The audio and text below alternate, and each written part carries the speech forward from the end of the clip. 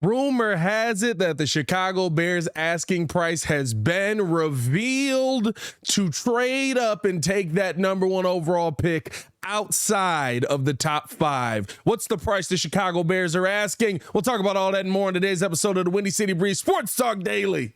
Let's go.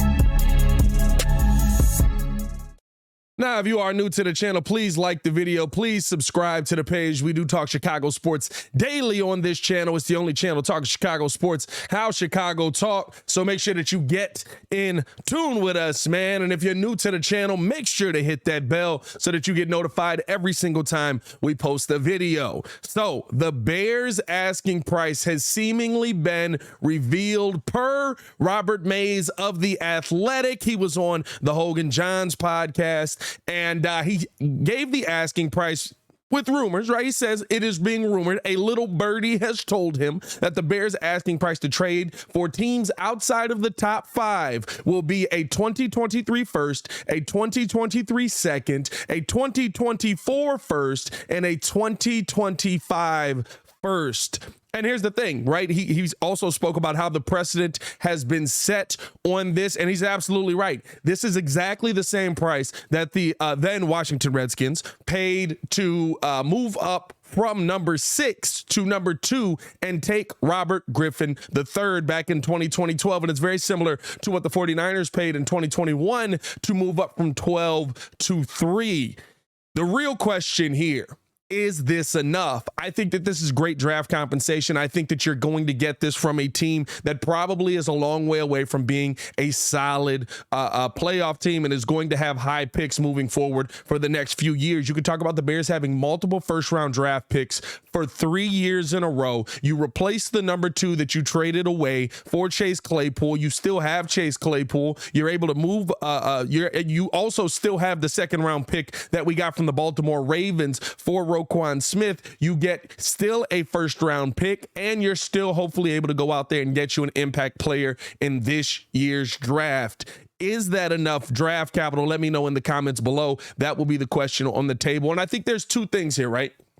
It depends on what team we're trading with for certain things like this. Is it enough draft capital for somebody in the 6th spot to move up? Very similar to what the Washington team at that time did to go get RG3.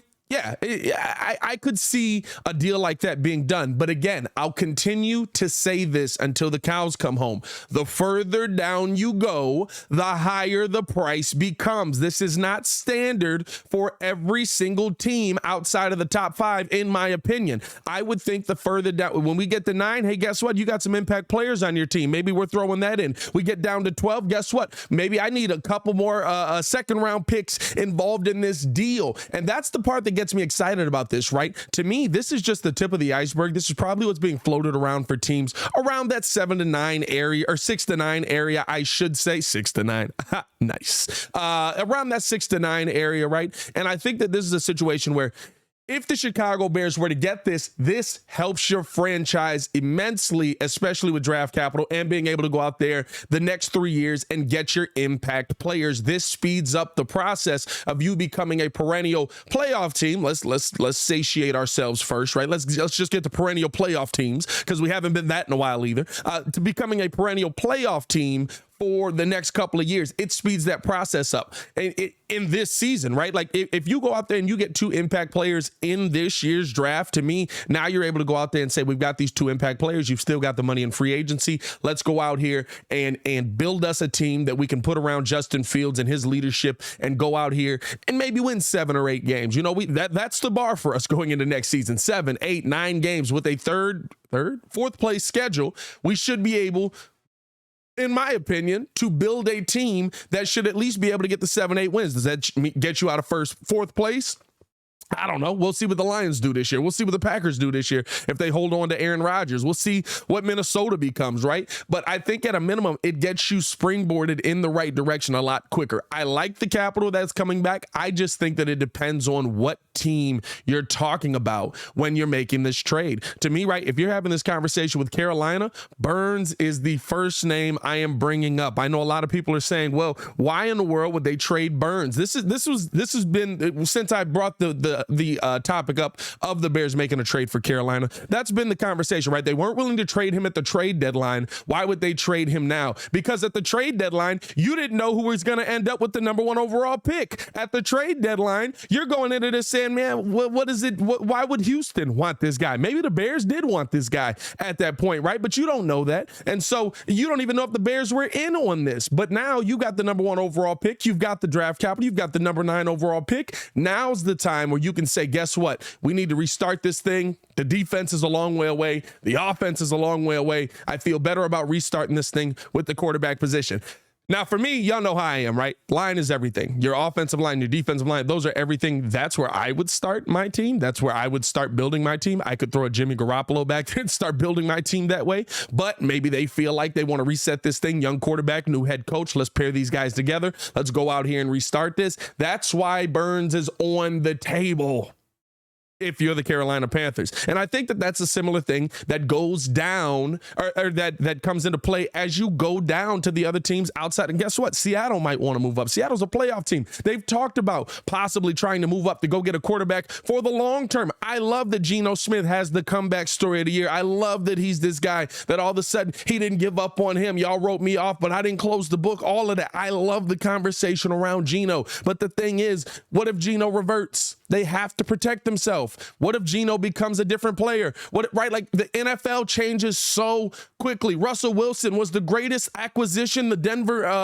Broncos could have made in the offseason. And then we get 4 games in and we're like, hey, these guys suck. And Russ looks terrible. How does Russ look terrible? Right? Like that's how quickly football can change. Now, I think Russ is going to have a bounce back year. You get with Sean Payton. Apparently, he's just a magician. He says, come here. You are God. You go back on the field. You're able to play. But I think that right when you're looking at the further down you go in this draft, you're going to see that asking price go up. And you're seeing teams that maybe have quarterbacks in place that might be in on the quarterback position right now, or you're seeing teams that are down there that may be looking at it, right? We're only basing this on the quarterback. You're seeing teams that are down there that might be a defensive end away or a nose tackle away or whatever it is from having one of the most dominant defenses in the NFL. Now, all of a sudden you look at that and you say, oh, snap, maybe they're not just trading up here for Bryce Young or CJ Stroud. Maybe they're trading up here for Will Anderson. Maybe they're trading up here for Jalen Carter, whatever that may turn into, right? And I think that now it's tough to say, right? But with the Jalen Carter situation, if it's me, right, like I know there's going to be more details that come out. I know there's going to be more stuff that ends up happening. I could see him dropping in the draft. I would feel like it shouldn't matter if you feel like he's that level of player, but there's a lot of teams that are going to say, I don't want the headache. I could see him dropping in the draft. Now, if you're the Chicago Bears and you feel safe trading outside of the top 5 and you want to give a team that is more willing to pay a higher price the ability to move up, now you may feel like you still can go out there and get a Jalen Carter, maybe if you move to 9, right? Maybe I don't know if he drops that far. I don't know what the projection is going to be on this, but I do know that this kind of stuff does have an effect on where a player ends up. He had the ability to go #1 overall. I doubt we see him go #1 overall at this point now. And I think that's something that plays into this as well. It has to be brought up. That's something that, to me, when you look at the situation that's come up with Jalen Carter, the talent will end up trumping all, right? He's going to make the NFL. These are misdemeanor charges. It's a tragic situation. It's a terrible situation. A teammate passes away. One of the recruiting staff members passes away. It's a terrible situation. But talent will trump all. And if he gets down to 7, 8, 9, teams are going to say, we got to start looking to take this guy. We've got to start. He's falling too far. He's a top 4 talent. He's at 9 now, right? Like, I don't know if he gets that far, but if it were the case, right, I could see why the Chicago Bears might be a little more comfortable trading back now in this situation. Hey, I do want to know how you guys feel, man. Let me know in the comments below. I'll be down there talking with you as well. Do you like the asking price? Is the price high enough? And you guys know for me, right? Like, I feel like it's situational, but is the price high enough? Let me know in the comments below. Let me know what your desired trade package would be for the #1 pick. Remember, Adam Schefter told us to dream big. As always, man, it's your boy Pat the Designer back at it again to continue watching our Chicago Bears content. Click the links on the screen or check the links in the description below. Hey, yo, Chicago! Y'all stay safe out there, man. Peace.